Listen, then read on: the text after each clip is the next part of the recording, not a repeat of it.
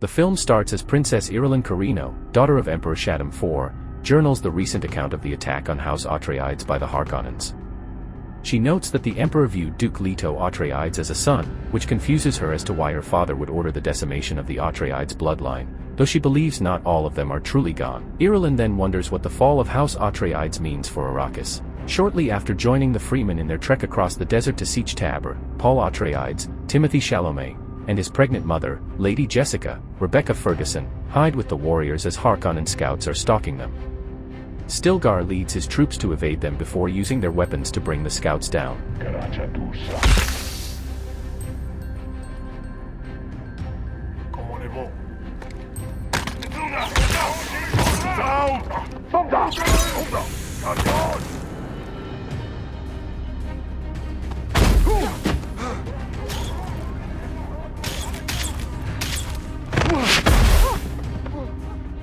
After the scouts are all dead, the Fremen leave their bodies as food for Shai-Hulud. Upon arriving at the siege, Paul and Jessica are met with scorn by the other Fremen, with some seeing them as spies while others are angry with Paul for killing Jamies. Stilgar speaks before a council to convince them that they must be helped, and that they can also help the Fremen. Stilgar privately speaks to Jessica, informing her that their Reverend Mother is dying, and he requests that Jessica take her place. She joins other Bene Gesserit, along with the Reverend Mother Ramallo, where Jessica is told to drink the water of life, which is a poisonous substance lethal to males. Jessica drinks it and begins convulsing, and the other Bene Gesserit start to grow fearful after realizing too late that Jessica is pregnant. After a little while, Jessica overcomes the poison and inherits the memories of her ancestors, while her daughter also starts to communicate with her. They speak to one another and discuss how they must begin to work in getting others in northern Arrakis to believe in the prophecy, beginning with those they perceive to be weak. Paul attempts to get closer to Chani, Zendaya, while she is talking with her friend Shishakli about how the prophecy must be false. Later, the Fremen encounter a Harkonnen scouting tank and launch an attack.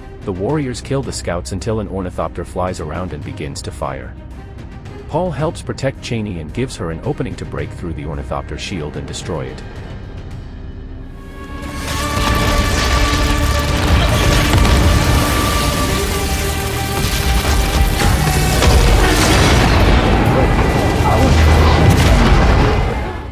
As the Fremen collect the water from the dead scouts, Paul tells Stilgar and the other Fremen that he does not care about being seen as the Lisan al Gaib, as he only wishes to fight alongside them. They accept this and come to respect him more. Paul and Chani later sit on a hill, admiring the landscape as the spice flows across the sand. The two grow closer and give in to their romantic feelings, sharing a kiss. Time passes, and Paul starts to train more among the Fremen, becoming a Fedaykin warrior alongside Chani. He becomes more accepted by the Fremen, adopting the fighter name of Muad'Dib Yusul, a name after the kangaroo mice that inhabit the desert, and a famed Fremen warrior. He also finds himself experiencing horrific visions of himself following a mysterious figure, later shown to be Jessica, heading south, and the land is scattered with corpses due to the holy war that he feels would happen if he were to become the Lisan al Gaib. Paul then proceeds to engage in a major Fremen test, which is to ride a sandworm. He walks to a lower level of the sands as the Fremen gather to watch. He plants the device to summon Shai-Hulud. Paul waits as the worm crosses through a mound, and he seizes his opportunity to jump on. After a brief struggle, Paul manages to hook himself on and successfully ride the sandworm, earning roaring cheers from the Fremen. Jessica then sets off on a trek to southern Arrakis to spread word of the prophecy to the fundamentalists. While she wants Paul to join her, he feels that they are giving the people false hope and that his joining her would lead to his visions coming true. On GD Prime, Baron Vladimir Harkonnen has returned to his homeworld. He attends a celebration for his youngest nephew, Phaedrotha, brother of Rabban, Dave Bautista. Also in attendance are Reverend Mother Mohiam and fellow Bene Gesserit Lady Margot Fenring. They all gather along with a massive crowd to watch as Fade enters a tournament where he is put up against 3 followers of House Atreides. 2 of them are drugged, which makes it easy for Fade to kill them, but the third is lucid and puts up a fight against the young Harkonnen before he kills the men with his blade. Fade expresses anger toward the Baron for this knowledge, but he later has Fade succeed him as ruler of Arrakis since Rabban has been failing at keeping up spice production and keeping the Fremen in line. Mohiam and Margot discuss the possibility of Paul still being alive, as many tales of Muad'Dib are spreading across Arrakis. Margot finds Phaedrotha and gets him alone.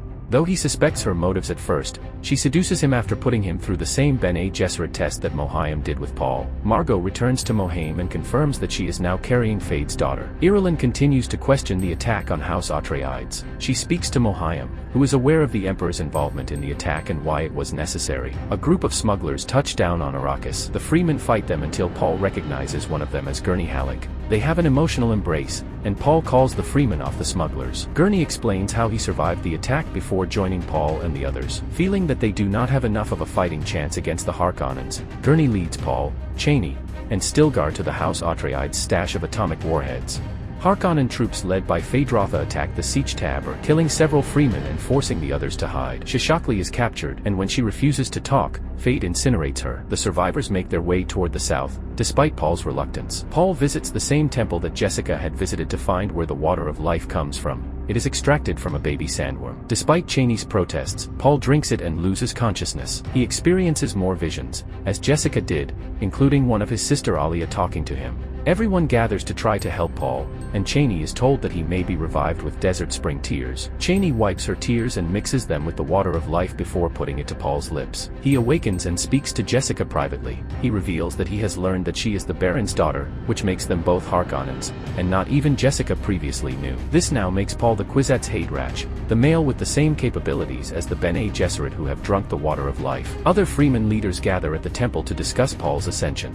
They wish to have him challenge Stilgar, for which he is ready to go, but Paul defies them and gives them a big speech in which he now claims to be the Lisan al Gaib. Chani also argues that the prophecy has been keeping the Fremen enslaved. All the Fremen soon bow to Paul as their messiah. The Harkonnens return with the Emperor, Irulan, and their Sardaukar forces, leading the Fremen to face off against them once and for all. The Emperor confronts the Harkonnens and has the Baron's suspensor belt severed to cause him to fall and render him immobile. Paul then has the warheads launched to breach Arakin's defenses. The Fremen warriors then ride the sandworms to mow down a good chunk of the army.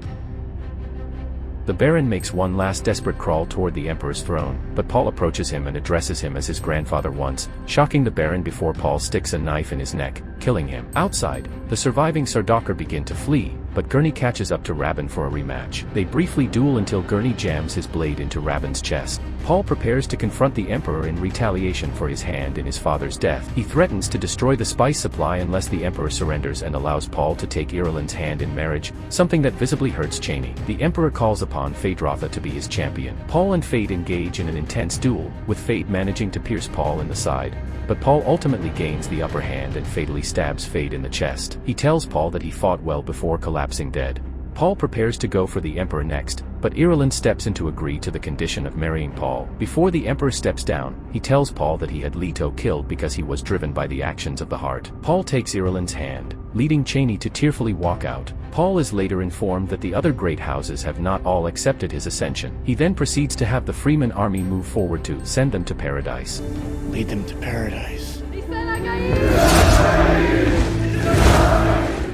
Gurney, Stilgar, and many others agree and march forward. Jessica speaks to Alia one last time, stating that the Holy War has now begun.